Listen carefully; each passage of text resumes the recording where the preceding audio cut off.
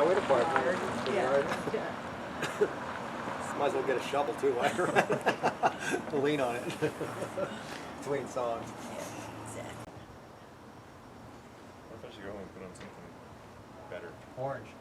Orange? Was there, were you guys serious about orange or is that?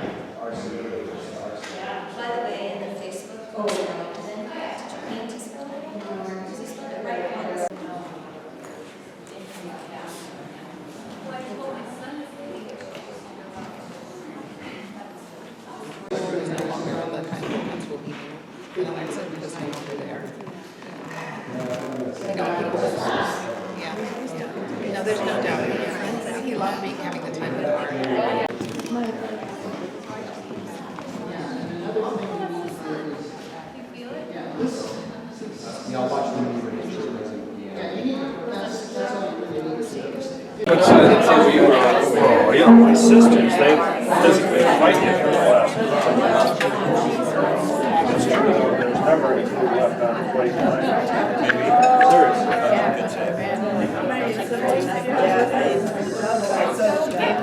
She made it out of a man's. Linda's mom is from I assume so. She's still pretty well.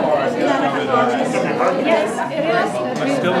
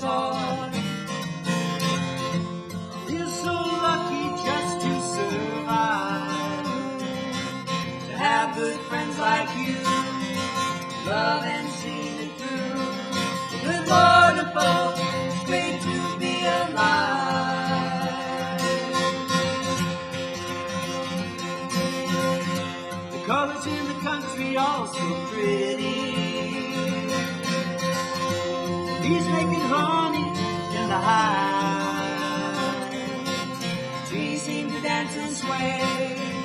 Little birdie singing, it's a sunny day. Good Lord above, great to be alive. Well, bless this holy land, I'm just a stranger passing through. And if you feel like grumbling, I'd like to go with you.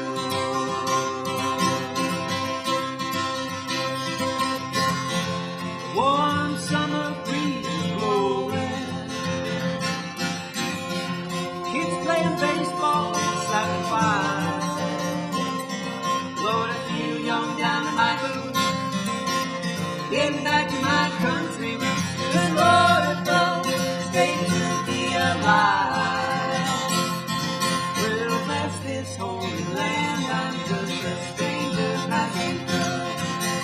And if you feel like company, well, I'd like to go with you.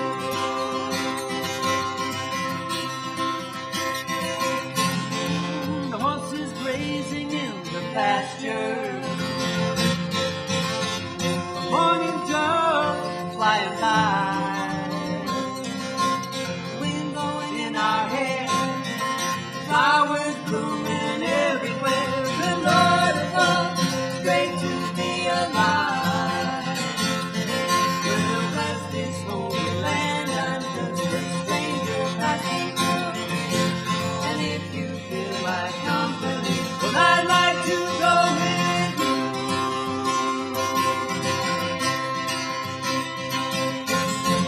Today's a new day for this blues boy.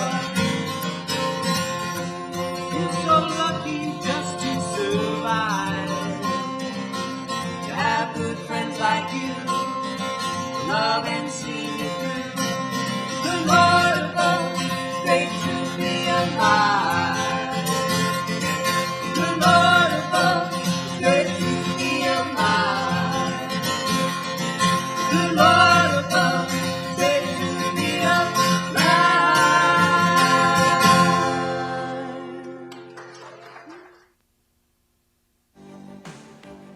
From Chicago's news team, live, the 5 o'clock news. If you're one of the millions of Americans who kicked the habit during the Great American Smokeout in years past, here's a story that will be music to your ears. To Phil Ponce, as he reports, it's all about a song that's burning up the charts today. Up in the morning, cigarette in your hand, you're looking for morning light, 'cause you're a lifetime smoking man. It's called Daddy Smoked His Life Away, and today it's being played on hundreds of radio stations across the country. One by one, yeah, they're putting you in the ground.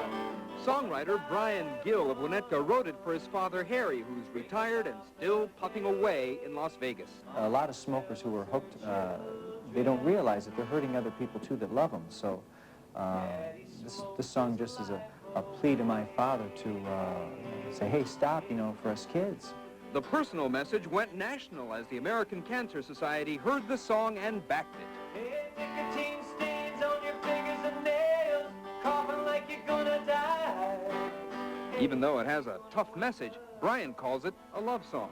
We don't want to gather around the grave, you know, all 8 of us, and have Mom say, well, Dad smoked his life away. His dad likes the song, but still hasn't quit.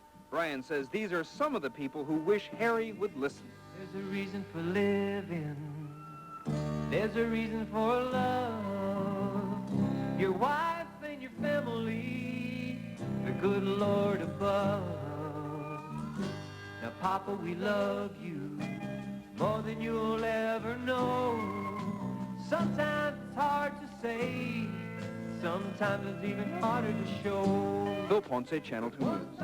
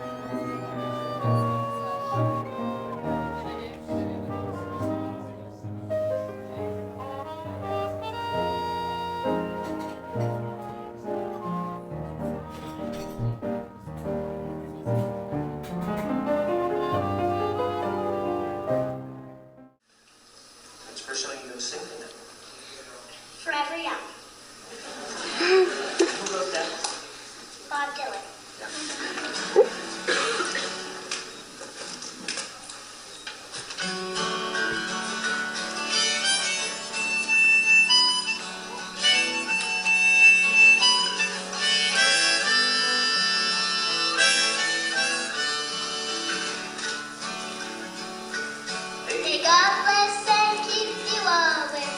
May your wishes all come true. May you always do for others and let others do for you. May you build a ladder to the stars.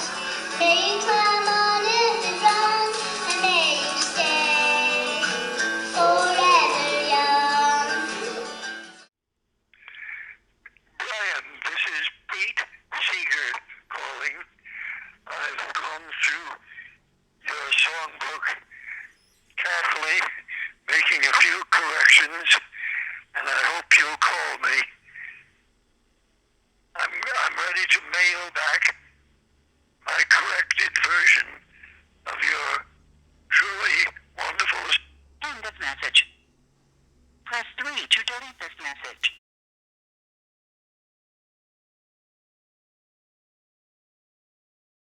Lead me, guide me along the way. Lord, if you lead me, I cannot stray. Or just open my eyes that I may see. Lead me, oh Lord, won't you lead me?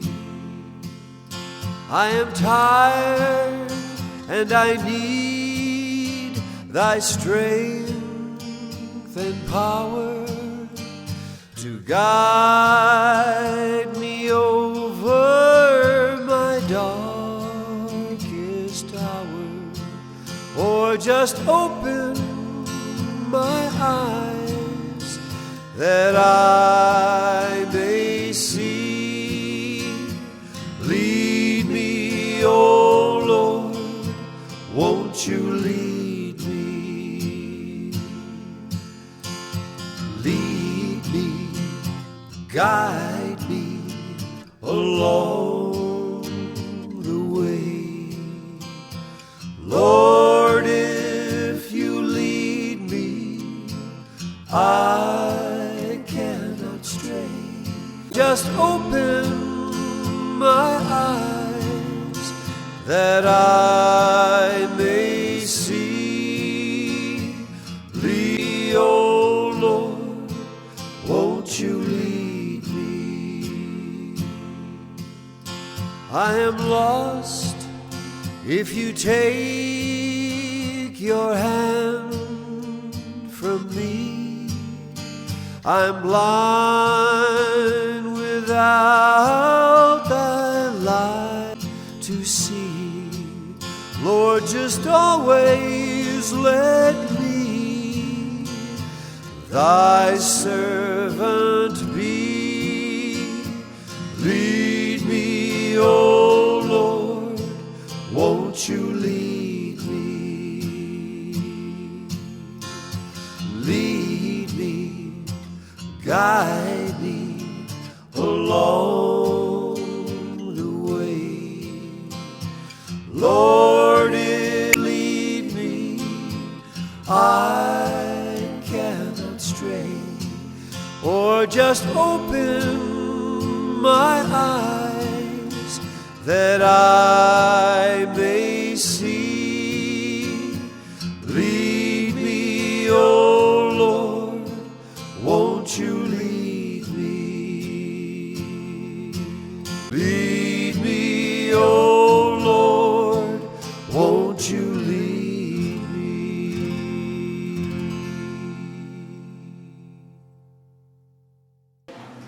My name is Suzanne McDonald Dooley. I've been a friend of Brian's since 1976. Met him at the North Cafe in Chicago. Blessed to have been part of his life. I am going to be singing later, but right now there's going to be a song coming up. Gerald Field, who was a very, very, very dear friend of his, sent a note that I'm going to read to you, and it's a recording that Brian did in the 70s at the No Accent, and Jerry is playing violin over it, and he just recorded this week over an old recording of Brian since he could not be here.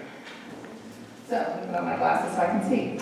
I'm Jerry Field, violinist, fiddler who played many gigs with Brian in the Chicago area over several years. We met at the No Exit Cafe, probably in the 70s. Brian and I played at a few parties last year with expectations for more gigs. Brian and I were really close friends, of course, and really enjoyed our music together, especially in that we both had the ability to play a broad variety of styles and musical genres. I grew up in Chicago and started violin at the age of 6, and still at 66 am an active local musician. These days I play Irish music, strolling violin at events, which includes lots of standard and show tunes, and at churches usually classical. I've played rock, blues, and violin in the past and still often mix it up into a musical event. I'm a violin maker restorer and have a violin shop in Highland Park. I love and miss Brian every day. And thank you for listening to this song that we put together. And what would you do if I sang out a tune? Would you stand up and walk out on me? Lend me your ears and I'll play you a song, and I'll try not to sing out of key. I'll get by with my friends, not get high with my friends, gonna try.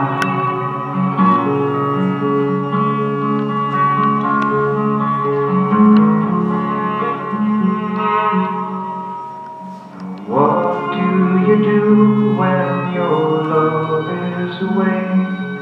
Does it worry you to be all alone? How does it feel by the end of the day? Are you sad because you're on your own? I get by with my friends, I get high with my friends. Gonna try with my friends. And what would you do if I sang out a tune? Would you stand up and walk out on me? Lend me your ears and I'll play you a song, and I'll try not to sing out of key. I'll get by with my friends, not get high with my friends, gonna try.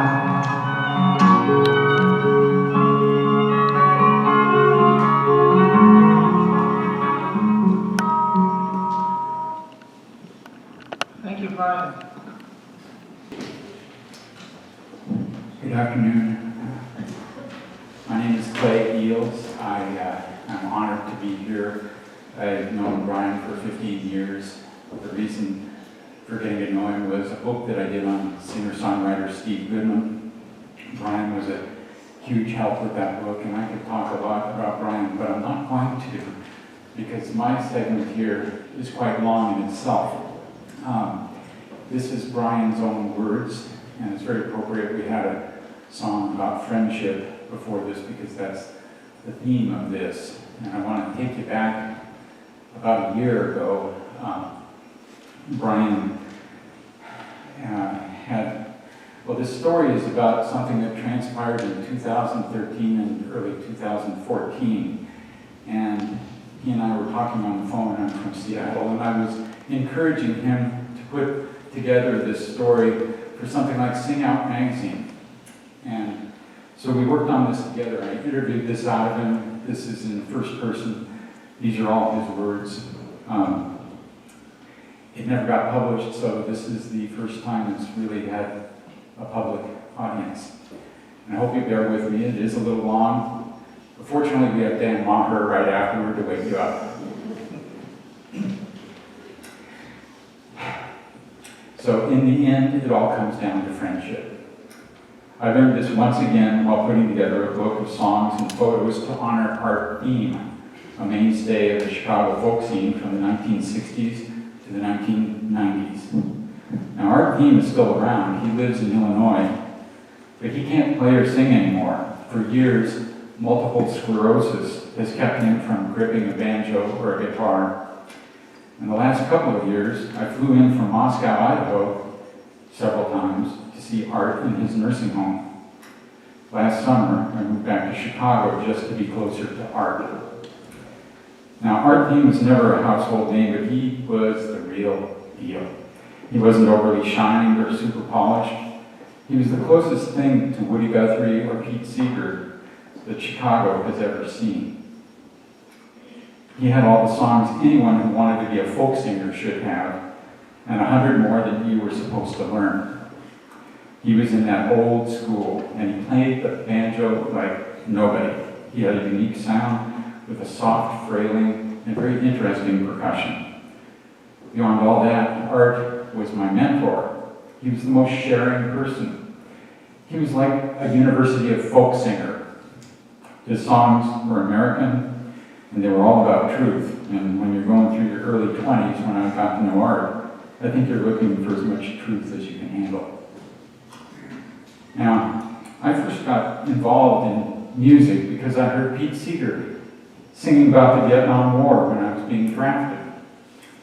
So music, to me, from the beginning, was not about dancing, it was about truth and honesty. So when I saw Pete in 3 of Art's photos, it gave me the idea to mail a draft of the Art Thieme songbook to Pete to make any corrections that he wanted. I sent it off in June of 2013. I didn't have high expectations. I knew that Pete was busy at this time of life.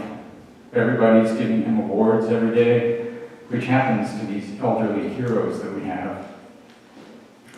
Then I heard that Pete's longtime wife and partner, Toshi, died the next month, on July 9th. Surely I would not hear from Pete soon. But late that month, I got a fateful phone call from Pete. I missed it, but he left a message. He spoke slowly with plenty of space between the words, just as you heard a few minutes ago. Brian, this is Pete Seeger calling. I've gone through the songbook carefully, making a few corrections, and I hope you'll call me. Do hope you'll get in touch with me. I'm ready to mail back my corrected version of your truly, and then it cut off, truly wonderful songbook. Thank goodness I didn't have my phone in my pocket, because that meant I had a beautiful message to give to Art. And when Art heard that, boy, talk about lifting his spirits. Wow, he said, Pete Seeger, he thinks this is a wonderful songbook. I didn't think I was that important. Well, I called Pete back, and right away Pete invited me to the annual Corn Festival of the Deacon Sloop Club, set the next month on August 11th in the Riverfront Park near Pete's home. Why don't you just come out to the festival and we'll go over that book, Pete said. Well, I had just paid my first month's rent and security deposit, and I had only a $900 cushion. But this was 94-year-old Pete Seeger inviting me to spend a little time with him. My mind kept going, well, you've got to do it. Oh, but I'll be broke when I get back. Well, that's okay, you just have to do it and everything will work out. You can't pass up the invitations, so you just have to do it. So I told Pete, okay, I'm more than halfway there. I just drove 2,200 miles to get to Illinois, and I could drive another 900 to come to the festival. So after the call, my left brain kept kicking in. To go broke, to use up your savings, is no fun. It's a scary thing. But I've been living like that my whole life, so I just had to do it. A few days later, a big package came in the mail, and it was from Pete. He'd gone through the Art Thieme songbook page by page and made changes on about 20 songs. He even caught a spelling error. Amazing. On pages with the lyrics to Woody Guthrie's "This Land Is Your Land," Pete had added in clear red pen 2 verses that I had mistakenly left out, including the one about the private property sign. Next to that one, he had written, "Art, you left out the best verse." He also had a layout suggestion for me. "Squeeze a little, you can get all the verses in. Old Pete." And on the title page, he was even more encouraging. "Brian, this is a great songbook. Check my corrections in red. Find a good publisher. Large type, simple chords, no music. Get some quotes for the back cover. I'll give you one. Old Pete." Well, I made all the changes that Pete marked throughout the whole book, except for one. For Woody Guthrie's famous Union Maid, you know this song, "Oh, you can't scare me, I'm sticking to the Union." Pete had drawn a big X over a verse that he said had been written not by Woody, but by Millard Lampell of the Almanac Singers back in 1941. Now, the crossed-out verse urged women to marry a Union man and join a ladies' auxiliary. Not exactly a 21st century concept. "Faith Ward has 6 better verses," Pete had written in red. Now, this is a puzzle. I had not heard of Faith Ward and couldn't find her on the internet, but I could ask Pete about that in person. So I rented a car and I arrived about noon the day before the festival on a Saturday. Once I was in town, I checked into a motel and I called Pete. "You made it," he said. "Oh boy, that's a drive."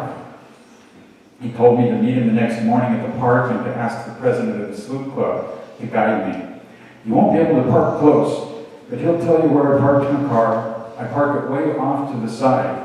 If I have to talk to somebody and it's important, we have to go in my vehicle so we can be alone." So I told him I'd be walking around with my banjo and keeping an eye out for him. The next morning, the sun was shining on the Hudson. The festival was starting. People were rolling in. I slung my banjo on my shoulder and lugged along a large bag with the drafts of the songbook. I was excited by the prospect of talking with Pete, but it was not the first time I had crossed paths with him. I had met him on the Clearwater sloop when it was in dock at Croton on Hudson in 1973. 11 years later, I had met him again in Chicago, and I had mentioned these times in my initial letter to him, which may have been some way of giving me some credibility, but I doubt that he recalled them. I mean, how many times had he heard that from thousands of others like me? So as I walked through the festival, a woman walked up to me. "Are you Brian?" "Yes." "Well, I heard about you. Pete was talking about you. He's looking for you. He's got on a blue shirt and a tan hat." "Well, thanks." Minutes later, a man with a video camera came up to me and said much the same thing. Not long afterward, I walked past a booth and a woman there said, "Are you the guy who drove 900 miles to see Pete?" "Yeah." "Okay, Pete said he's looking for you and he's trying to find you. He's walking out that way." Clearly, Pete had told at least a few people that I was coming. I kept walking, and about 1:30 I spotted him in a paisley flower shirt talking with a woman. I walked on over, and this is classic Brian. I walked on over, playing my long-neck banjo, and he turned to me. And I started singing one of his latest songs. "God's counting on me, God's counting on you." Any of you heard this one? We stood there and sang a verse or two, and the woman next to Pete, was beaming. And I stuck out my hand and I said, "Pete, I'm Brian. I made those 900 miles. And with a big grin, he said, "You know, now we have to go somewhere where we can talk privately. Come on, we got to go this way." "Lead the way," I said, and we walked across the park. There was a girl swinging on a swing. Pete stopped, turned toward her, and started to sing a song that I didn't know. I learned later that it was a children's tune, Under the Lilacs. The chorus went, ching chinga, ching chinga, ching ching ching, and it fit the girl's rhythm on the swing. The song was about a man who deceives a woman and goes to hell. It was a serious song, but it was lighthearted in a way, and Pete sang it like a nursery rhyme. So I joined in, and we stood there singing and watching this girl swing really high. When he finished the song, we kept on walking. "So Pete, how are you feeling today?" Well, Brian, I'll give you my stock answer. If I could remember, I'd tell you. And we laughed and we continued on. Every minute or so, someone would walk up and greet him and thank him and ask him to pose for a photo and sign something. This is why we have to go to my car, he told me. Then he said to me 4 times in a row, can we have our picture taken with you? Can we have your autograph? Can we have your picture taken with you? Can we have your autograph? Can we have your picture taken with you? Can we have your autograph?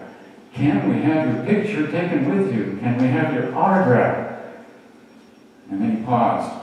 After a while of that, he said, I'm fit to be hogtied. He suddenly stopped and looked around like he was lost, and then he got his bearings, and we slowly walked along a winding, shady path. He stooped down to pick up a piece of litter on the ground. A few steps farther, he stepped down to pick another piece up. Let me get that one for you, I said. Well, you've got your banjo and a book bag to carry. That's okay, I can get down there a little faster than you, I said. So there we were, strolling through the park, picking up paper and bottle caps and candy wrappers. At the end of the walkway, we put it all in a big trash can. Pete then realized that he needed the keys to his car and said his daughter had them. Do you have one of those digital phones, he asked. And I said yes, and I pulled it out, and as he called out the number, I dialed it, and his daughter was at the car, told us to come along. I was thinking it'd be a big 1940 Chevy or something, but it was a big black SUV. He had me put my banjo in the back. He climbed into the driver's seat. I sat on the passenger side, and we started going through the book. I like the big print, he said. This way 3 or 4 people can see it. And he paged through it carefully, and he asked, did you make the changes I suggested? Yes, all but one, I said. I couldn't find any information on the verses of Union May from this person you wrote down, Faith Ward. Oh, I made a mistake. Not Faith Ward, Faith Petric. Sorry, thanks for the correction, Dan. Petric. Instantly, the name rang a bell. She founded the San Francisco Folk Music Club, and when I lived in San Francisco for a year and a half in the 70s, I visited Faith's home. She's the one, Pete said. She's older than me, even. Brian, I think she's 98. He asked for a pen, and so I gave him my red one, and next to the ladies' auxiliary verse that he had crossed out, he wrote, no good. Next to his sentence about Faith's verses, he wrote, get up. Then he began to write a verse to the Union May. He printed like a grade schooler, very slowly and in tiny letters, and halfway through he stopped writing. He turned his eyes to me and he said, I'm losing my mind. I was speechless. What could I say? Anything would sound trivial compared to what he had just said. I mean, the standard joke, the one that Art Thieme often cracked, is, well, when your memory goes, forget it. But humor was not in the air. Things were slipping by him, and he could see it happening. His voice had no cheer, and I detected fear in his tone. I felt terribly sad for him. Well, he finally finished printing the verse, and we sang together once through the whole verse, and then again for good measure, and he turned through more pages. He started singing a verse of a Gaelic tune that I couldn't make out half the lyrics for. Then he sang an English translation, sang another verse, then its translation, then another, and another. He noticed I printed out children's verses that his wife Toshi had written for Turn, Turn, Turn, and he made a few changes. I asked him if he remembered a benefit that he and Art, along with Steve Goodman, did for Michael Cooney in 1979 in Chicago, and he gazed off to the side. No response. Then he turned and said, are you familiar with violin repertoire? Well, a little bit. He said, do you remember this solo? And then he named an opera by Verdi, whose name escapes me. He whistled a violin part from it. He couldn't really whistle, but he hummed the pitch as he blew the air out, and the melody was faint. And after a little bit, it became familiar to me. The conversation meandered, and the time passed, and I just didn't comprehend the time. I mean, when you're in the zone, there's just no time. And at one point, the red pen still in his hand, Pete started to lean forward little by little until his head nearly touched the steering wheel. For a moment, I thought he was dying in front of me. I I was thinking, oh my God, this is not the time. Lord, don't let him die right now. And when his head touched the steering wheel, he jerked back, and I realized he had been nodding off and falling asleep. And the second he pulled himself back up, I was so relieved. I said, you know, Pete, you need a nap right now. Yeah, I need a nap. Okay, I'm going to let you take your nap. And I picked up my bag, and then I remembered something I had promised to do. Pete, can we call Art Thieme right now? You just say hello to him? Yeah, call him up, he said. I dialed Art, but he wasn't in his room. I found out later he was in the lobby waiting for a friend to arrive and set up speakers so that Art could talk with Pete. So I didn't get to connect the two, but the songbook had already lined them up anyway. I got out of Pete's car and he said, don't forget your banjo now, it's in the back.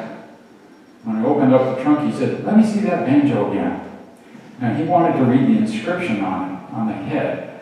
It's a tribute to his own famous inscription, which was based on a Woody Guthrie inscription. His inscription said, this machine surrounds hate and forces it to surrender. Well, on mine, I had printed in colored pencil, this machine transforms fear into courage and hope through the power of song. Can I play that, he said? Well, you gotta take a nap. Yeah, but I want to play the banjo. And so I came around to the driver's side. He was still sitting in the car, and he opened the door, and I handed him the banjo. His alertness was back. I stood next to him, and with our heads about 5 inches apart, he said with a twinkle, do you know this one? And though it's darkest before the dawn. Sure, I know that one. I know all your songs, I said. It was quite early morning, one of Pete's most inspiring songs. And I started singing harmony, and it sounded great. I tell you, if I could have experienced just 3 minutes with Pete that day, those would have been the 3 minutes, the two of us singing together. It was just so beautiful. Then an idea struck him. You know that other song you played earlier? He's referring to God's Counting on Me. I usually play this part on the downbeat, and he started strumming. And when I played the song for him earlier, it was with an upbeat, so he had caught that. He showed me a couple more banjo riffs, and then he started to sing. God's counting on me, God's counting on you. And again we sang together. What a feeling standing there, leaning up against the car, just two of us in an old-timer moment, harmonizing in the sunlight. He wasn't making mistakes. He wasn't forgetting a thing. He was singing perfectly. The moment we finished the song, an arm swung around in front of me, and it was Pete's daughter with a plate of corn on the cob. It was my cue to leave. I hadn't realized it, but I had just spent an hour in the car with Pete and Seeger. I said goodbye and walked back to the festival. It felt just like a dream. I was just floating. The sunlight and the colors were brilliant, and I had some private time with one of my great heroes in the world. It was like a little slice of heaven. 20 minutes after leaving Pete, a call came in on my phone. It was my friend in Illinois. I just got here and I'm sitting with Art. I got the speakers hooked up. When are you going to see Pete? But it was too late. We had to let that go. Later that day, Pete performed in a grassy meadow backed by shade trees in the Hudson, mostly as backup to other musicians. And after the show, I walked up to Pete. He was surrounded as usual. Between autographs, though, I caught his eye and I shook his hand. And I thanked him for spending some time with me on behalf of Art Thieme. I've got to drive 900 miles to get back home, I said, and he smiled. Okay, Brian. Monday morning, I left Beacon at 4:30 and drove straight to Illinois, and I only stopped to nap for 2 hours at a rest stop. And the next day, I picked up the phone and I looked up the San Francisco Folk Music Club, and a woman answered. And I described the Art Thieme songbook and Pete's admonition that I talk with faith to secure the better verses to union make. I asked if I could leave a message for her. Well, you know what the woman said? I'm just going to give you Faith's number in a hospice. Hospice. The word hit like a hammer, but I had to persevere. When hospice is involved, you cannot delay anything. I dialed her at Coming Home Hospice and she picked up. She sounded spunky, alert, and sharp. She remembered Art Thieme. She said she would be happy to review the songbook. So I mailed her the original draft with color copies so that she could see Pete's red ink. I also wrote Pete a letter letting him know that Faith was in hospice along with how to reach her by phone. And a week later I called Faith again. "Oh yes, I got the songbook," she said, "and I see Pete's handwriting. Wow, that's a great songbook. I see that Pete wants me to get you the verses to Union Maid. I can't jump out of bed right now and run to the post office, but I will make sure I send the lyrics to you as soon as I can. I will get them to you." "Okay," I said, "thanks so much." And 1 month went by, and then another, and then came the news from a friend. Faith Petric had died on October 24th, 2013. Right away, I wrote Pete a note about Faith's passing. And not knowing what else to do, I let another couple of weeks go by. But then I called the San Francisco Folk Music Club again, and this time a young man answered. He told me, "I'll keep an eye out for those lyrics." 2 weeks later, he called back. He said that Faith's daughter had made available to him her mom's computer, and he had found a document with 8 verses to Union Maid, complete with typed and handwritten notes about who wrote which verses, including verses by Faith herself. The oddest thing about this was the place where the document was located on Faith's computer, in its digital trash can. But this was a true find because union busting is still a reality, and the song is pretty timely, especially from a woman's point of view. So soon after I received Faith's lyrics, I revised Union Maid in the songbook, and on November 22nd, 2013, I sent it to Pete. I included a revised cover and asked his okay to use it. On the bottom of the cover, I wrote, "Final edit by Pete Seeger." 2 months passed, and I didn't hear from Pete. Then we all learned of Pete's death on January 27th, 2014. 1 week after, this is when he's writing this, 1 week afterward, it's great to know that the songbook was one of the last projects that both Pete and Faith had worked on. But I have several questions still. Did Pete ever contact Faith in hospice? How did Faith's verses for Union Maid end up in her computer's trash? Did Pete ever see the final version of the Art Thieme songbook?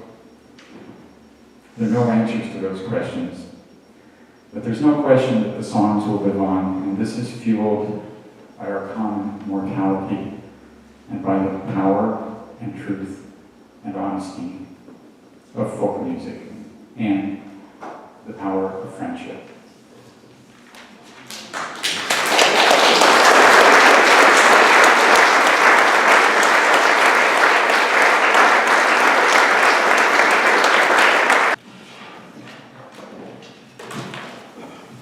Darkest before the dawn, and that thought keeps us moving on. And when, let me see if I can remember this, and when these fingers can strum no longer, hand the old guitar, the young ones stronger. That's that song played early morning. We're gonna sing. And we're going to sing happily and loudly. Brian and I used to argue about this. He always played Pete's tune to this, which Pete actually said that he liked Peter, Paul, and Mary's melody better. And so we'll do it the way Pete liked it better, because that's what we're more familiar with. But Brian, I said, "Brian, we got to play it this way. Let's just play it this way one more time." "Well, I don't know that." "But Brian, I don't know the way you're doing it. But we'll play it your way, Brian, okay?" So let's do this the way it ought to be done.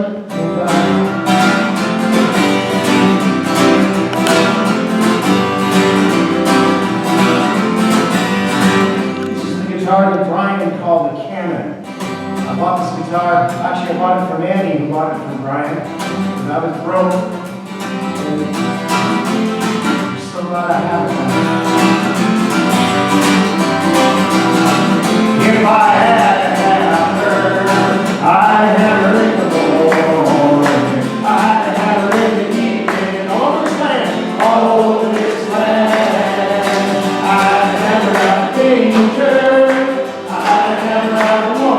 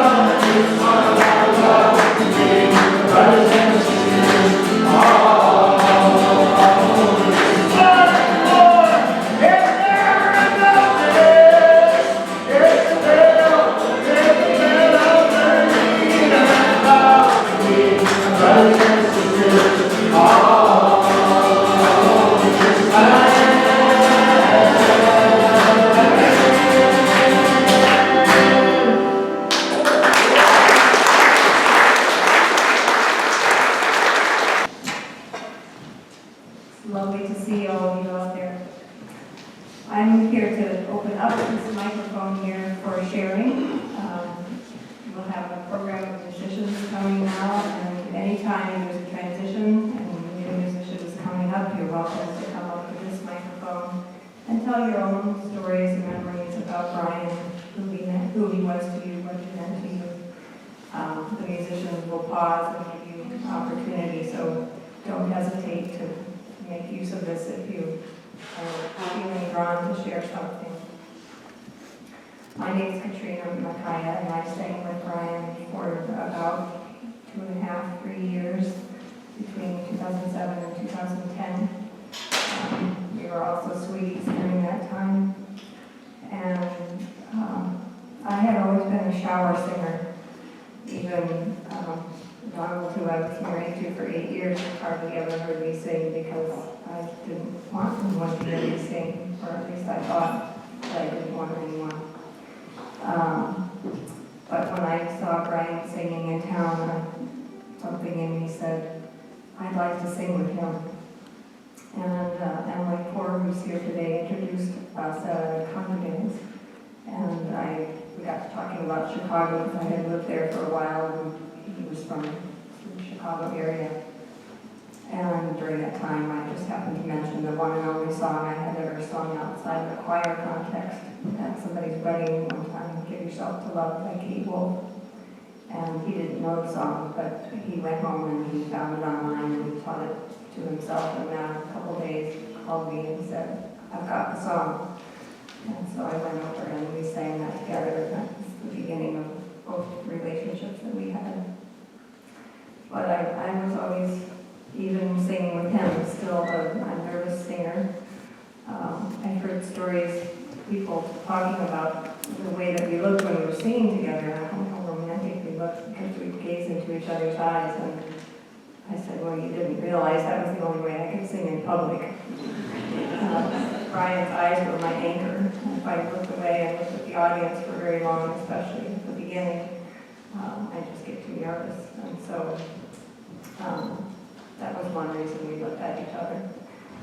But I remember also one time sitting in Mikey's downtown in Moscow having a meal, and I was talking about my frustration in finding a way to get my voice out. I always felt like it was kind of locked in there somewhere. And I said, it's like my voice is in here and I'm trying to reach in there and get it out there. And he said, well, if you take your fist out of there, it'll come out.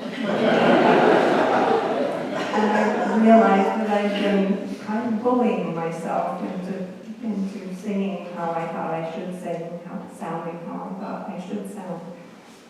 And Brian just created a context for me to become more comfortable singing. He could dial in any song into a key that would work for me. I had no idea that was part of my frustration, but I was trying to sing keys that didn't work. He'd just say, well, we're in the wrong key, let's do it in this one. Really? You could do that? And he put it in B flat or some strange key that most people don't sing in, and suddenly I could sing it. So he opened up a world of music to me, and when I stopped singing with him, I stopped singing altogether. And so the things that is passing, and Terry Trabowski's passing, have done for me is to give me the message to start singing however I can, with whomever I can. So today is the beginning of that.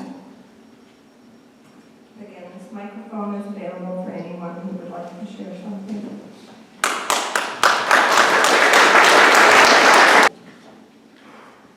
What a deal. What a deal that Brian taken from us.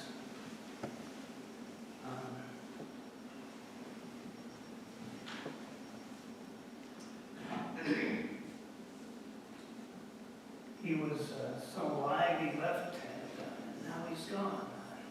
It's hard to do. You know, I've played this horn in a lot of places and stuff, but I find myself being real nervous. One of Brian's real heroes was Louis Armstrong. And trying to think about how Louis Armstrong might seem to young people nowadays. He must seem like a very strange person with his gravelly voice and kind of corny mannerisms and things. But he was a real groundbreaker. Brian's from Chicago. I always think of him as from Chicago anyway. And Louis was one of the people who brought jazz up the river to Chicago from New Orleans. He was playing second cornet with Joe Oliver, who was called King Oliver, because he was the best cornet player in New Orleans before he came up to Chicago. And Louis was playing second cornet for him, his dream job. And at one point, Joe sent for Louis to come up to New Orleans and join him at the Royal Garden. And Louis got up there in the evening. The band was already playing. He walked through the crowd with his case. Everyone looked at this kind of picky guy. He was dressed up in this cornball, double-breasted, box-back suit, you know, and they wondered who this guy was. And he got up there on the stage, and when he started playing with him, suddenly box-back, double-breasted suits were the rage. And everybody had to have them. Katrina asked me to play It's a Wonderful World, which is, of course, Louis' probably most popular hit. So I'll give a stab here if I can get some sounds out of this thing. You'll need amplification.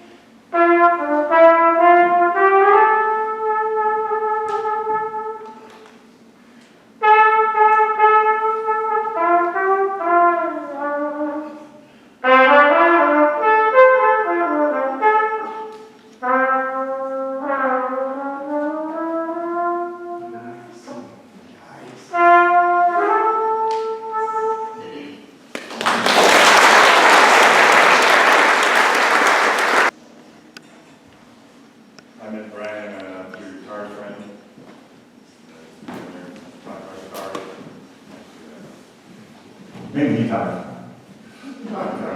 And listen to that type. To perform. The first memory of him is, the best memory of him is during one of the not Bob 2, which was in the kind of where they hang around backstage with him. Was it Madison? Yeah.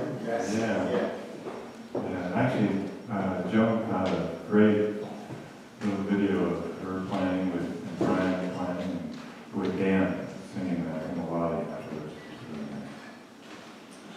So this is a song, I'm not going to put a song that's written on here, not dramatic. This song was sort of inspired by some of the things we've been talking about today, just the sense of how when somebody passes away, it sort of returns them to a certain timelessness.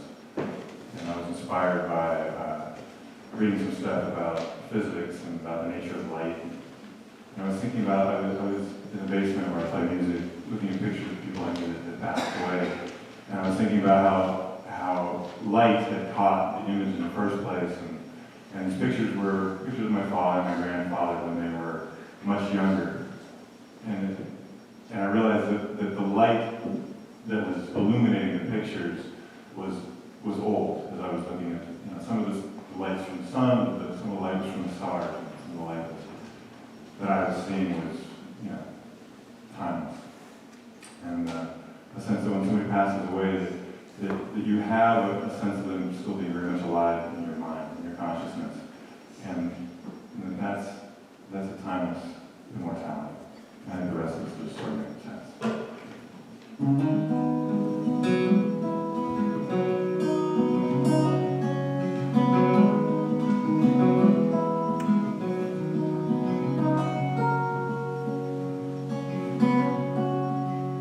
Oh, one day, one blue summer's day, the sun called your name, you stepped out loud. Then you turned your eyes to that big blue sky, and your smile that rose up into the heavens.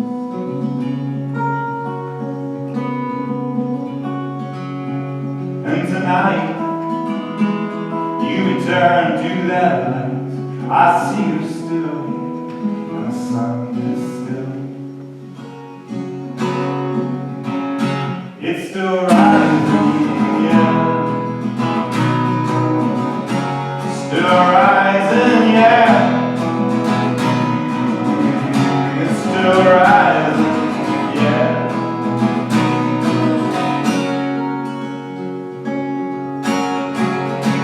Well, we roll down the windows, sun blew in, and we drove through the night on the desert wind. We reached across the seas, held the back of my head. And when I awoke, the sun was rising red. And tonight, you return to the light. I see you're still here, and the sun is still. It's still rising, yeah. Still rising, yeah. Still rising, yeah.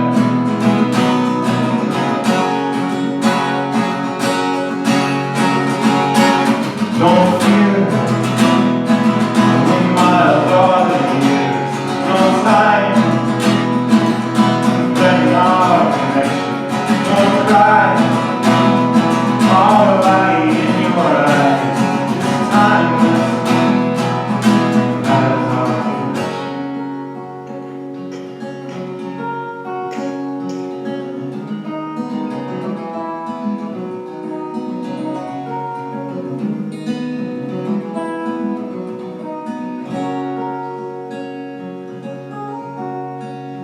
Well, I watched you rise in the morning light, where you slept by your grandmother's in the summer night.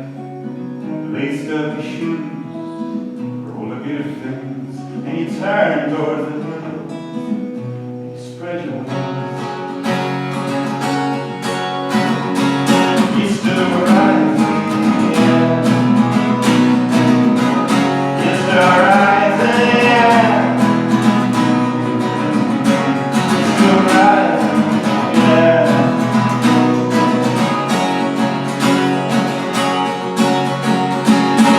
Don't fear the miles or the years. No time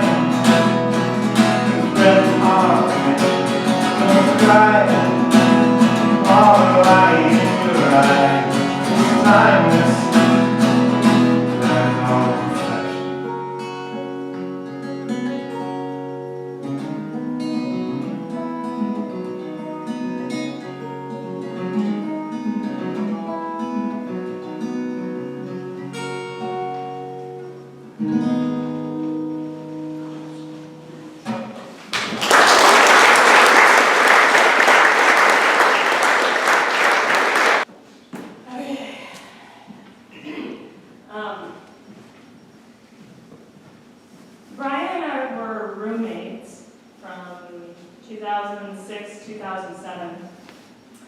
I think a lot of people thought that was, I don't know if a lot of people thought it was weird, but maybe a little curious because our age difference was so big. But Brian he was so fun. He was such a fun roommate. He was probably one of the most fun roommates that I'd ever been with. And we would play so much music together. And I had never played as much music in my whole life as I did with Brian. And, just like Katrina, I could really feel her when she's talking about this voice that's really locked in. And I loved singing, but singing in front of people was pretty scary. And Brian really got me to a point where I could do that. And I even performed a few times solo, but he sounded so good. His guitar, he had his 12-string guitar, which just sounded like magic when he would play it. And he had his regular 6-string, and I just loved to hear him play. And he would get on his roller skates sometimes, and he'd skate around the house. And I think he liked being closer to my height.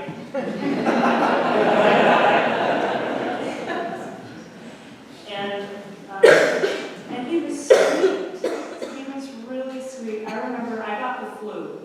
It was one of the very few times in my life I got the flu. He made me lentil soup. He gave me a back rub. He was so nice. And I'd never had anybody do that. Usually, if I had a roommate and I was sick, they're like, I'm not. But he was there to help me out, and then he got sick, and so I felt like I had to repay him. So I made him soup, and I sang him some songs. But Brian was really important in my life, and I'll never forget him.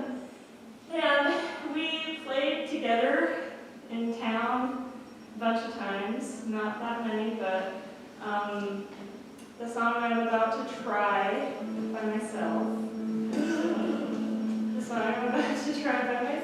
is a song that we both really like because he really liked Louis Armstrong, I really like Edith Piaf, and so this song ended up being really perfect for us to play together. And it is La Vie en Rose, and I'm going to sing it in French and English, and I'm going to try not to screw it.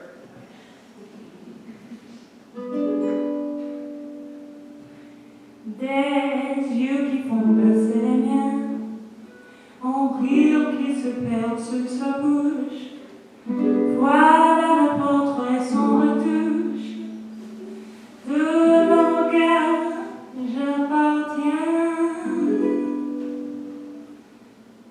Quand il me prend dans ses bras, il me parle de tout bas, je vois la vie en rose.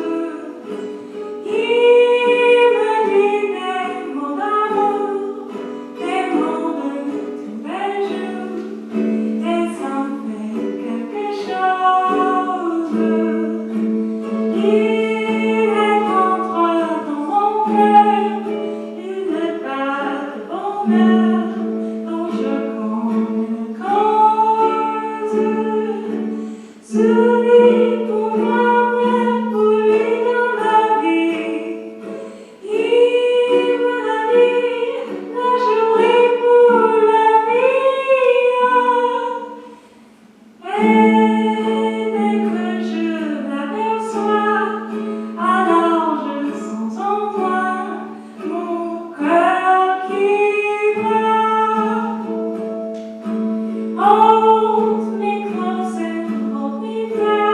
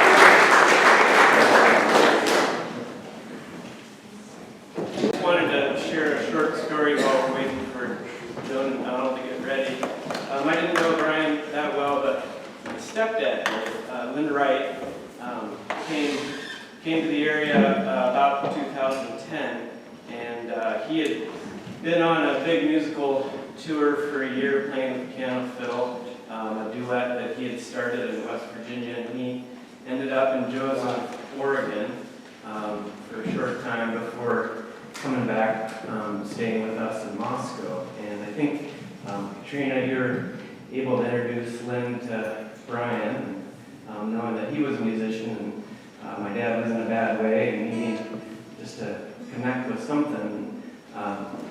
He and Brian had a great relationship. If you were around in 2011, you had the chance to see him play in Bootsers. They love jazz, so hearing the Louis song today was perfect. The two of them actually did radio shows at KRFP, the Church of Louis Armstrong. So they had a great connection, and Lynn really was able to get to the place where he could move on. He couldn't have done that without Brian, so he was so thankful for that connection.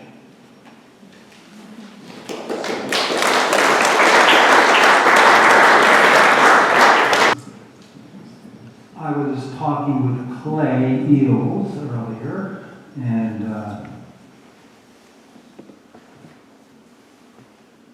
kind of talking about whether John Prine was in fact Brian's mailman or not. I heard that story. And I asked Katrina if that was true. She said, because she told me that. She said, I don't know that. And then I asked Clay, he said, well, I'm not sure about that. But I'm a believer in the notion that the facts should never get in the way of a good story. So we're gonna pretend for the next half hour or so that John Prine was Steve Goodman, or Brian Gill's mailman.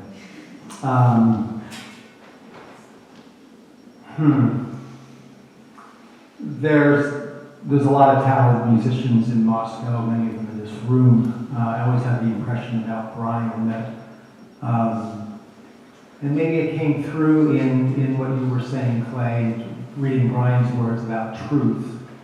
I always just felt like Brian always kind of cut through to me. And it didn't matter whether he was playing a silly song or what he was doing, but there was a quality to Brian's music that, for me, set him apart from anyone else in town. And I think there were more accomplished singers and more accomplished musicians, but I always had a special fondness for Brian's music. Of course, Brian had a gift for encouraging people. Katrina was speaking about that, as well as Emily. And so he had a fondness for people who were encouragers, like Steve Goodman, who encouraged John Prine, and Howard Bogan and Armstrong. I remember talking to Brian about Howard Bogan and Armstrong, and I was thrilled that somebody actually knew who I was talking about. And of course, I knew like A to B about them, and he knew A to Z because of his musical knowledge. So it was always good to hear Brian talk and sing. And so this is a John Prine song, and on the recording, Steve Goodman harmonizes, and Clay, of course, wrote about Steve Goodman, and Brian is featured in that. And if you want to know anything about Brian and Steve and John, Clay's your man. Anyway. Paradise by John Prine. Yeah, I think I should lower this. Joan played last night at One World, so she knows all of this technical stuff.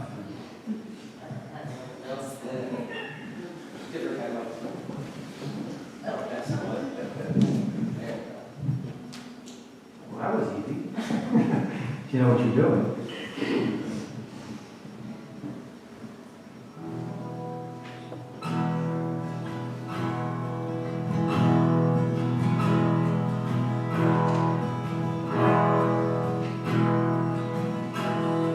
When I was a child, my family would try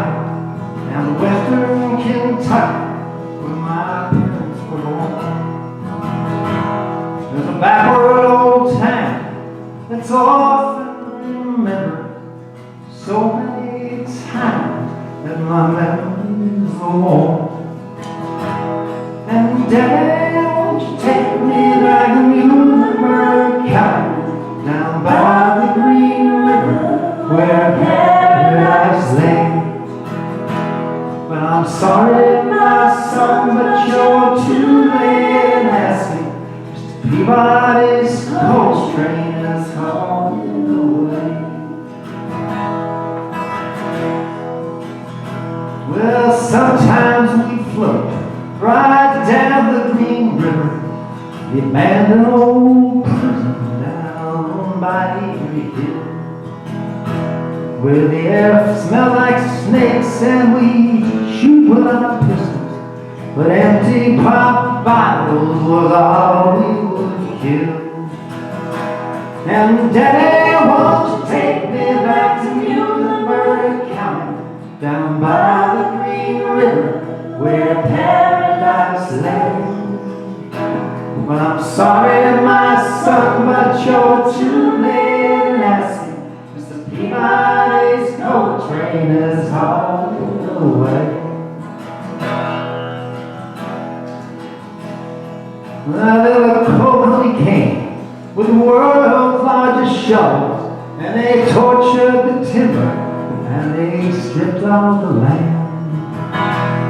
And they dug for their coal, and the land was forsaken, and they wrote it all down as the progress of man. And Daddy, won't you take me back to Muhlenberg County, down by the Green River where paradise lay? I'm sorry, my son, but you're too late in asking. Mr. Peabody's coach is hauled away. I let my ashes float down the Green River, let my soul roll on up to the Rochester Dam. I'll be halfway to heaven with paradise waiting, 5 miles away from wherever I am. And Daddy, won't you take me back to Muhlenberg County, down by the Green River where paradise lay? I'm sorry, my son, but you're too late in asking. Mr. Peabody's coal train is hauled away.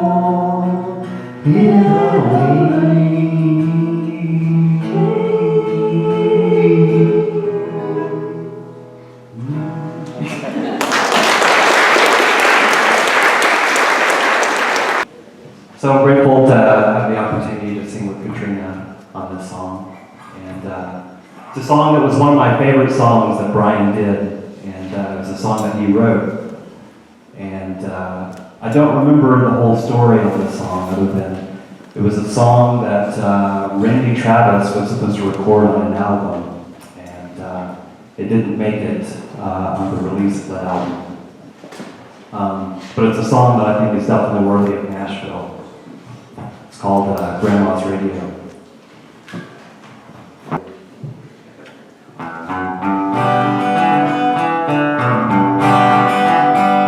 Well, I was cleaning upstairs in the attic just a couple of weeks ago. I found some things in my grandma's dusty old radio. I fixed it up pretty good, got some parts on the local Sears. I plugged that thing to the wall, oh, I couldn't clean my ears. Hey, it was 1955. WLS Barn Dance, broadcasting live. Uncle David and the Grand Ole Opry Show. That's good old country music on my grandma's radio. I took it over to my brother's house. Let's hear something pretty strange. Anywhere you turn that dial, it's all sound the same. Well, we hooked it up to a big antenna to see what would happen then. I tell you that dial started to grow. Good Lord, same thing happened again. Started singing Dang Williams, 1955. WLS Barn Dance, broadcasted live. Uncle Dave Macon and the Grand Ole Opry Show. That's good old country music on my grandma's radio. I got the latest thing in stereo. I got digital laser beams. Got an equalizer light show like you ain't never seen. Got all the fancy gadgets, latest in the phonograph craze. But I'd rather hear that radio, bringing back good old days.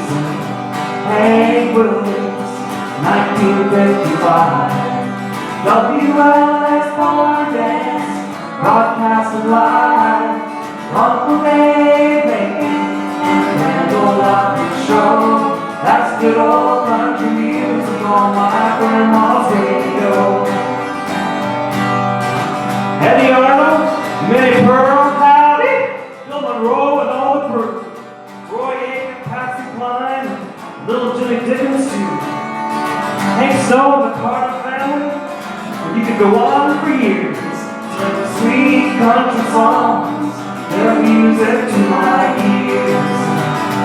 Hank Williams, 1955. WLS Barn Dance, broadcasting live. Uncle Dave Macon and the Grand Ole Opry Show. That's good old country music on my grandma's radio. Nowadays on Saturday nights, the neighbors all come around. We sit up there in the backyard, drink some coolers now. But everybody gets real quiet when it gets time to turn it on. And I know Grandma's up there singing. I can hear her singing along. Hank Williams, 1955. WLS Barn Dance, broadcasting live. Uncle Dave Macon and the Grand Ole Opry Show. That's good old country music on my grandma's radio. Hank Williams, 1955. WLS Barn Dance, broadcasting live.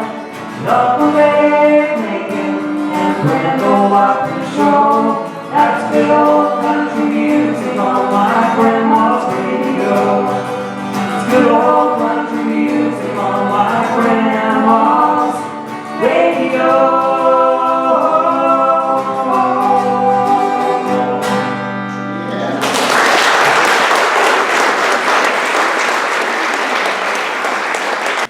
So, I am your next musician, but I'm going to speak a little bit before I will attempt my best to keep it brief.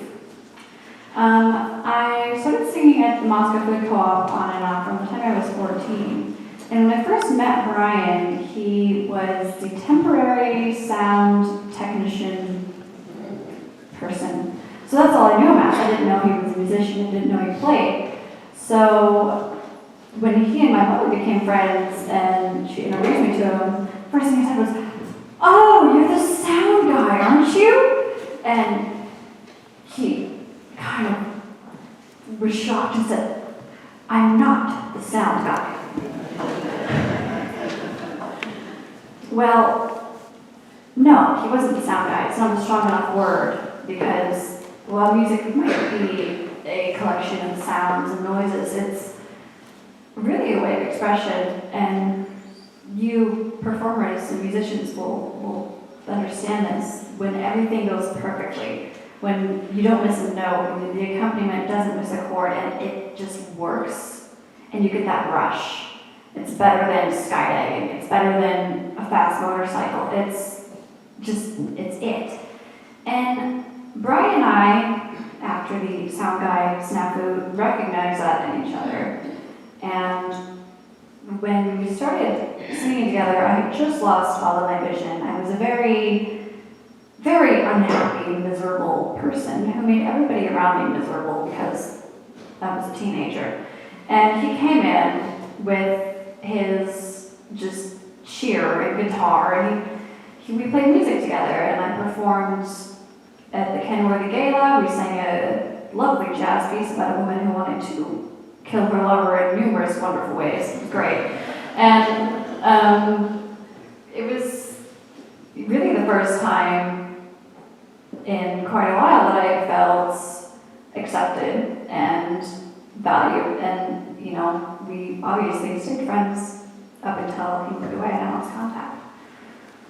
This particular song, I don't think we ever sang together, but I'm not singing it with an accompanist because Brian was the ultimate accompanist, and I just feel like my last goodbye should be to sing by myself.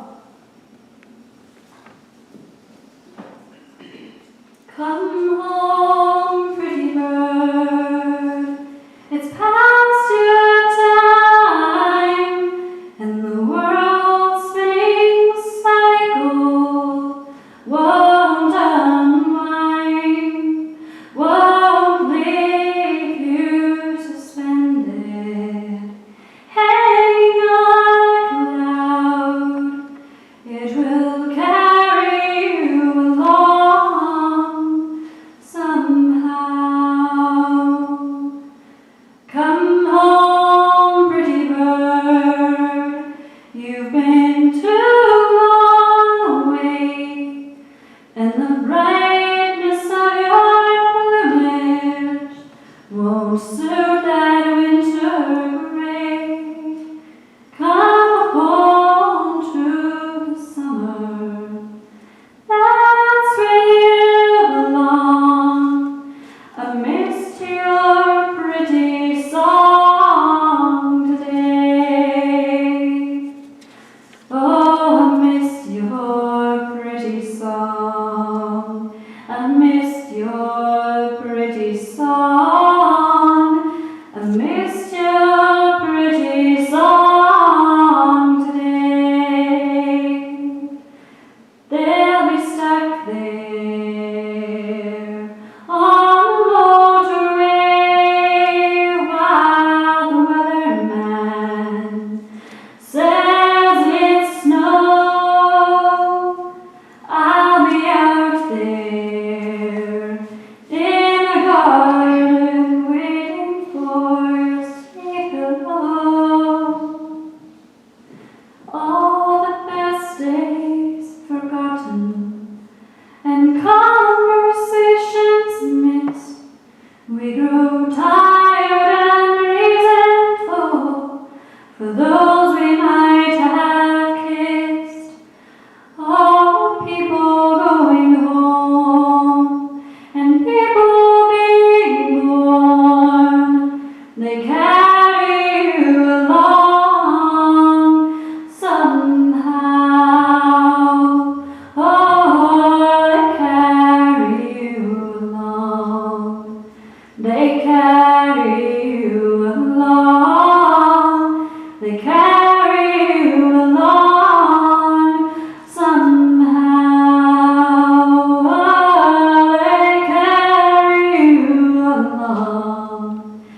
Carry you along. They carry you along somehow.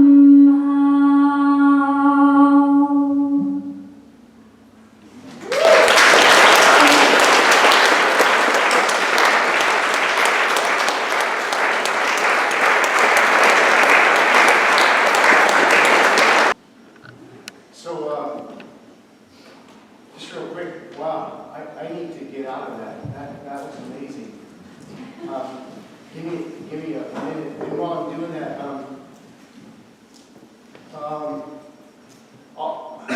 if you don't mind, I'll share. Brian was the sound man. Her story brought this kind of to me. He was the sound man, temporary sound man at the co-op. And I remember I was talking to Katrina about this about a week ago, and I remember I was saying to Brian, you know sound. I got this co-op and thing, and I'm really thirsty. I said, I'm just reading it. He said, well, do you want some water? And I said, I'll take some water. I was kind of joking, and I said, you know, I really could use something else. And he said, okay, just a second. He goes into the beer section, and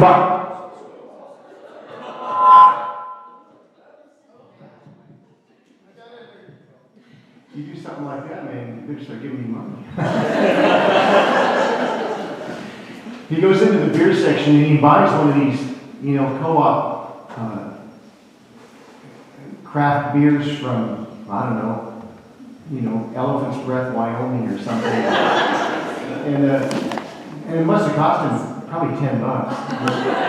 It was a heck of a, but what he does is he goes out in the parking lot. He grabs a paper, like the coffee thing with the lid and everything, and he goes out into the parking lot. He pours the beer into the cup. He comes back and he says, you got an iced espresso.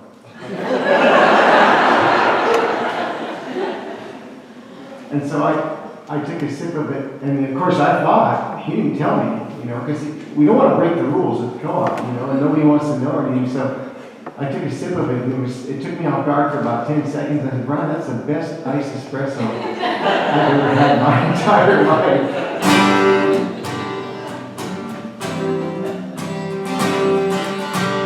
This is one of Brian's songs, and it's on that album that Brian and Katrina did together. I feel funny talking about you when you're right there. No. And I'm so honored to sing one of Brian's songs with Katrina, just like Mark was. This is a song about caring. This living earth, from free to sky, all that swim, all that fly, all the creatures that dwell on land. This living earth is in our hands. This living earth, so blue and round, so high above, the stars surround. Emerald sea, flower land. This living earth is in our hands. This living earth, our sun above, one marble moon, one ring of love, to shining light on all the land. This living earth is in our hands. This living earth for all to share. The time is now for us to care. We heard her so she understands. This living earth is in our hands. This living earth, she cries out loud. She needs our help. She needs us now. Don't turn your back. Please take a stand. This living earth is in our hands. This living earth needs loving care, like you or I, unique and rare.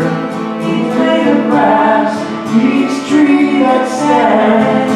This living earth is in our hands.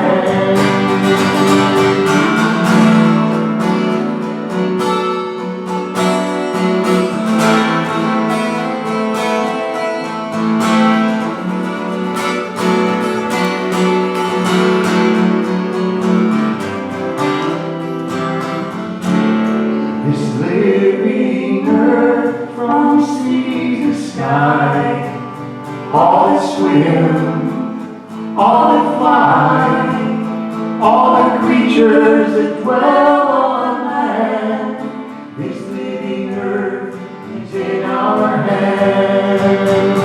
Emerald sea, flower land. This living earth is in our hands.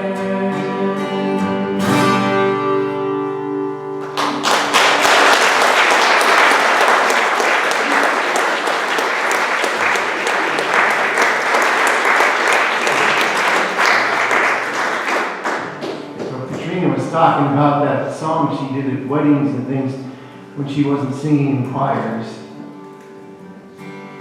Did it once. The song that she sang once when she wasn't in the choir. And I want to get this back in tune.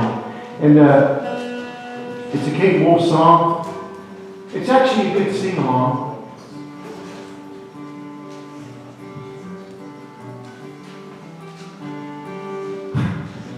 I had to adjust the way, they had a funny system of doing harmony and melody. And it's not quite the way I learned it. That's folk music, isn't it? Come friends all gather around. There's something I would say. What brings us together here has left us here today. Love has made a circle that holds us all inside. Where strangers are as family and loneliness can't hide. You must give yourself to love if love is what you're after. If love is what you're after, open up your heart to the tears and laughter and give yourself to love. Give yourself to love.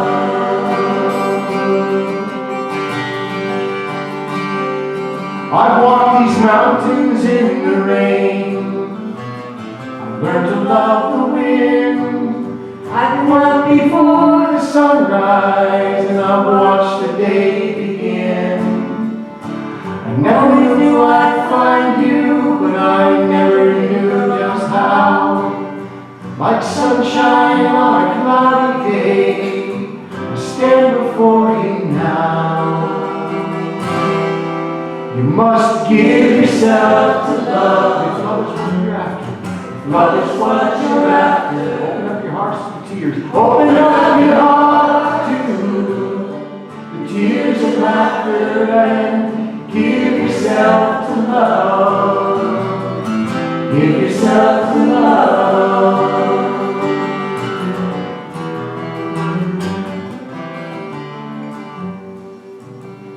Now love is born in fire. It's planted like a seed. Love can give you everything, but it gives you what you need. Love comes when you're ready. Love comes when you're afraid. It can be your greatest teacher, the best friend you have made. So give yourself to love if love is what you're after. If love is what you're after, open up your heart to the tears and laughter and give yourself to love. Give yourself to love. You must give yourself to love. If love is what you're after, open up your hearts. Open up your heart to the tears and laughter and give yourself to love. Give yourself to love. Oh, give yourself to love. Give yourself to love.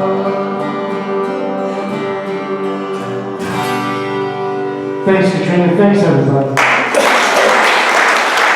So I'm Brian's niece, and this is his baby sister, and she's 18 years younger than him. She was born on his 18th birthday, so she was kind of a really good birthday present. But Brian was definitely the favorite uncle. He always, I remember he lived with us for like a month or so, and I would wake up at 3 a.m. every single morning to him playing his cornet. Every morning, and I'd just sit there and listen to him, and he's just sitting there on his cornet in the basement, and then he'd get on his guitar, and seriously, he started at like 3 a.m., and he ended at like 11, like in the morning. He just kept playing, like we were like, hey, no, we just started to him while he's playing, because he just play, and I don't even think he slept, he just played. So music was definitely a big part of his life and our lives. He taught us a lot about music and appreciation for music. So this was definitely great hearing everybody play and everything. He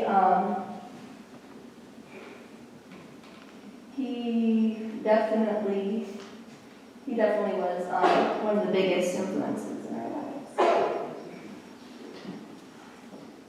So, Brian, it was 1979, and he gave up a year of his life to come teach me music. And I was 11, and he moved from Chicago. We had moved to Las Vegas in 1973, and Brian stayed behind. And my dad really wanted him to come with us because there's 8 of us, and Brian's number 2 and I'm number 8. And he said, I can't go. I need to go to New York. And so my dad understood. So we pulled away and drove to Las Vegas, and Brian stayed behind. And he was happy that he did because he loved music, and he knew that Chicago and New York, that's where he needed to be. And he found the no exit, and we didn't see a lot of them. And then I turned 11, and he came out, and for a year, he taught me violin, and he taught me every Beatles song on the guitar. And I just remember his favorite songs, and I don't think I can play any of the songs anymore, but I could back then. So it was funny because Brian and I always had this connection, and being 18 years apart, there's 5 girls and 3 boys, and no one could understand our connection. And I don't know if it's being born on the same day, but he was excited when I was born. He was on his way back to college, and my dad was taking him to the train station, and my dad said, hey, by the way, your mom had a baby today, a baby girl. And he was like nonchalant, by the way, and Brian was just so excited. He was like, really? It's my birthday, you know? And so he liked to tell that story, but no one can understand really our connection, and I guess music is the connection with us. None of us, my other family members, my brothers and sisters, they play a little guitar, but Brian and I were just always in sync, and I don't know what it was, and he really helped me through some tough times. My husband passed away about a year ago, and Brian was there for me. He came out. He flew out from Chicago, and he spent a few months with me and sang with the kids, and taught them a little bit of, you know, ukulele and guitar and just Brian, you know. And I remember at the funeral, one of my other sisters, my 2 sisters were talking, and Brian was walking behind me. You know, the casket was in front, and he was the one that was with me the whole time. And I heard my sisters just saying, I don't know what it is. What is it with those 2? I just don't see their connection.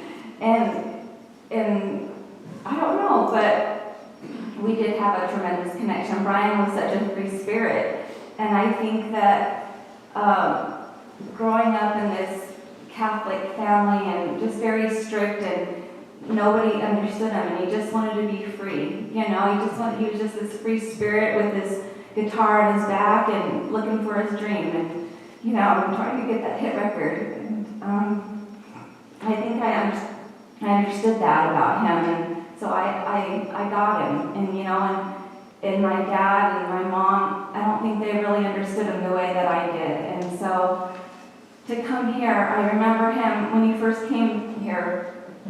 He talked to me how he just felt at home when he was here, and he just felt so good, and it felt like a family here, and he was just so excited to be here and make a life here, and have his dog Rocky, and everything just worked out for him here. And this 10 years he spent here, it did feel like a family to him, and I'm very grateful that he found that in his life, because he was kind of a loner, but he always wanted to help and always wanted to put a smile on people's faces, and he would go into nursing homes and churches and whatever he could do just to make people feel better.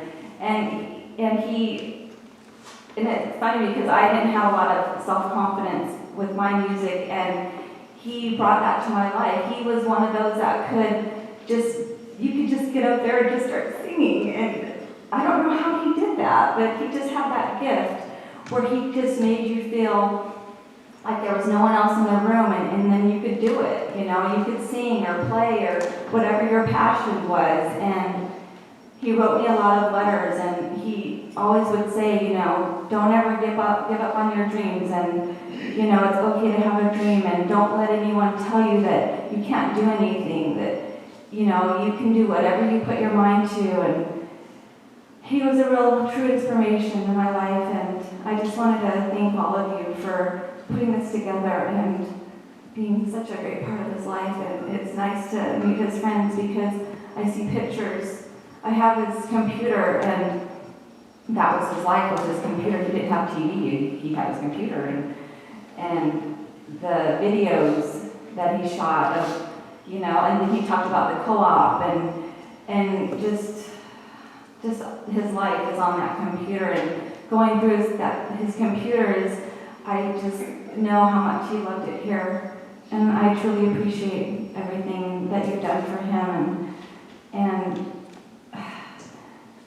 seeing you guys up here singing, I'm thinking, he should be here, he should be right here, you know, up here, because he would be, because that was him. I'm just grateful for this beautiful building and the food and all the preparation, and just thank you for everything that you did for my brother.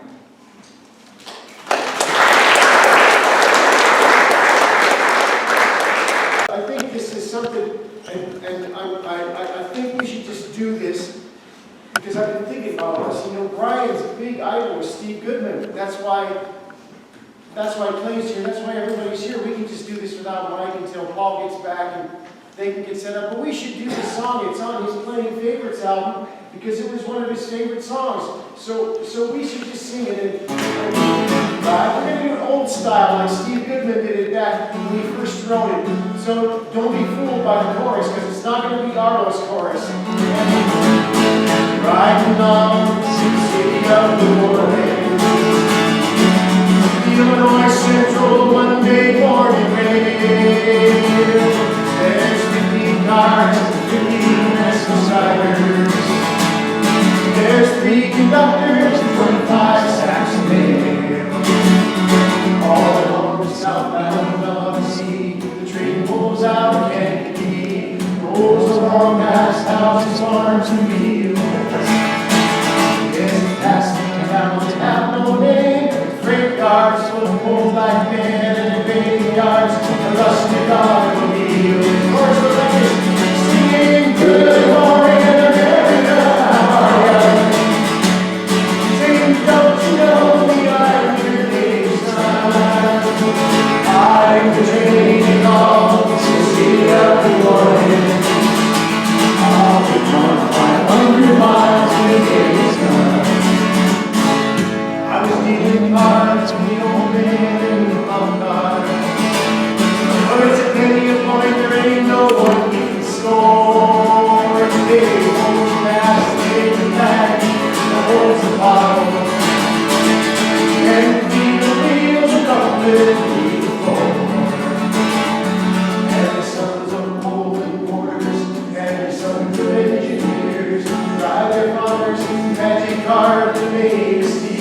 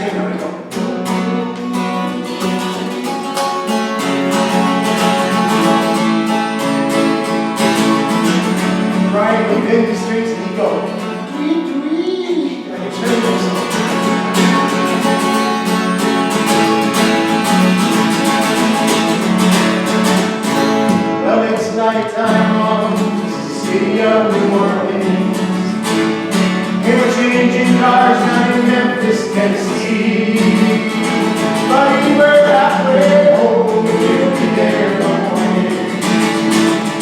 Through the Mississippi gardens, rolling the sea.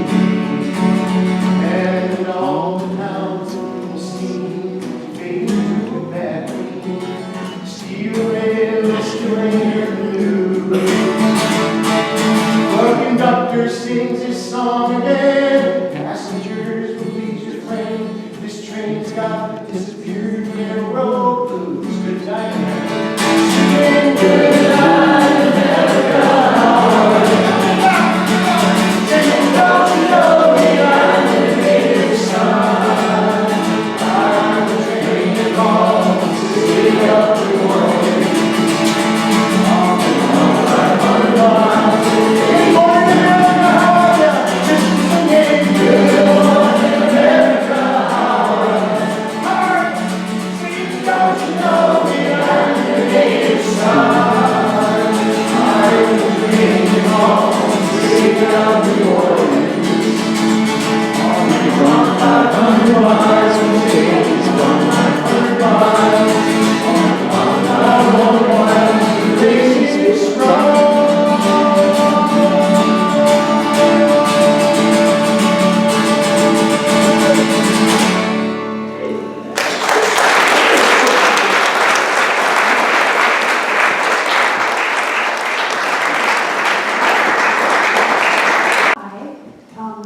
I was a neighbor of Brian's, and one day I was out walking my dog, and he was out walking his dog. And I had a 3-month-old German Shepherd puppy. And if you knew Brian, he was crazy for these German Shepherd puppies. And so as we would meet in the neighborhood, he eventually invited my dog over for play dates with his dog. And then pretty soon she was having sleepovers. And after a couple of years, I had so many pets. I said, Brian, you should have this dog, because his dog had passed away. And she lived with him for about 6 months, and then he decided he really needed to go to Chicago. So the cute thing is that he would send her care packages. He would send her soccer balls and snacks, he would send her letters, and he said he would look for a place where she could come and live with him. So he really loved Sasha, and we really missed him. Because I think it's so illustrative of Brian. We were talking, Brian would always call me, he'd call me and just play movie clips. He wouldn't say who he was or anything. I just pick up the phone and it would be like, did he fire 6 shots or only 5? I pick up the phone and we go, Watson, we go, how can that happen when we throw up and get his son busted up in his head? Elementary, my dear Watson, and you know, I'd go on for like 2 or 3 minutes, then it would just hang up. So one day I was talking to him and I said, Brian, what is this movie thing? He said, I just love movies. He said, you know what you got to do? And I said, what? He said, you got to see the director's cut of The Natural. The one with Robert Redford, you know, when he was the baseball hitter, and of course, you know all that thing. And I said, why? He said, because it's so good. And he said, you know what? I just got on eBay. Brian was always buying on eBay. Brian had stock in eBay. PayPal loved him. And he would buy tuxedos, he would buy outfits, he would buy guitars, and then of course he'd turn around and sell them later for more money than he bought them for. And he was always doing that kind of thing. He said, you know what, I just bought a bat. I just bought a baseball bat. And I said, so? He said, it's the bat they used in the set of The Natural. It's the bat that was Wonder Boy. It's the prop bat that they used in the movie The Natural. And it's Wonder Boy, right on it says Wonder Boy. And I just bought, and I said, okay. And he said, wouldn't that be a neat thing to give to a little kid that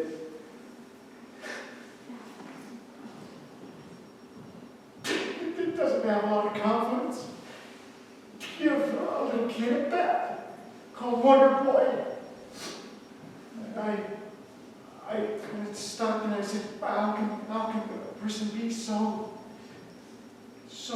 open-armed about what they can do for people? And I always kind of took it for granted a little bit.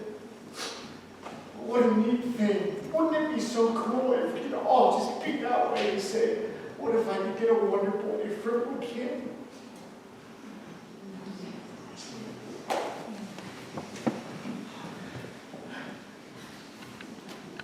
I was blessed to know Brian for almost 40 years, and I'm honored to be here representing his Chicago clan, which are many, and he would be, and I can feel him in my heart right now, so thrilled with all of you.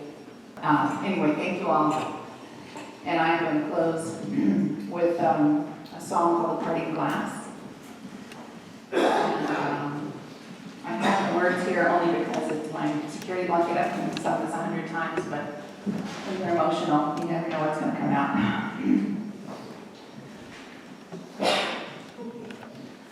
All the money that ever I spent it in good company, and all the harm that e'er I've done, alas, it was to none but me. And all I've done for want of wit, to memory now I can't recall. So fill to me the parting glass. Good night and joy be with you all.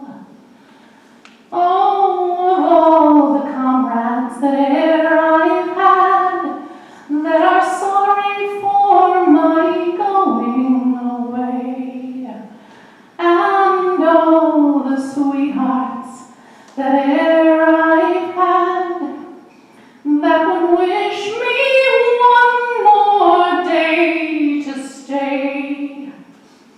But since it falls unto my lot that I should rise and you should not, I'll gently rise and I'll softly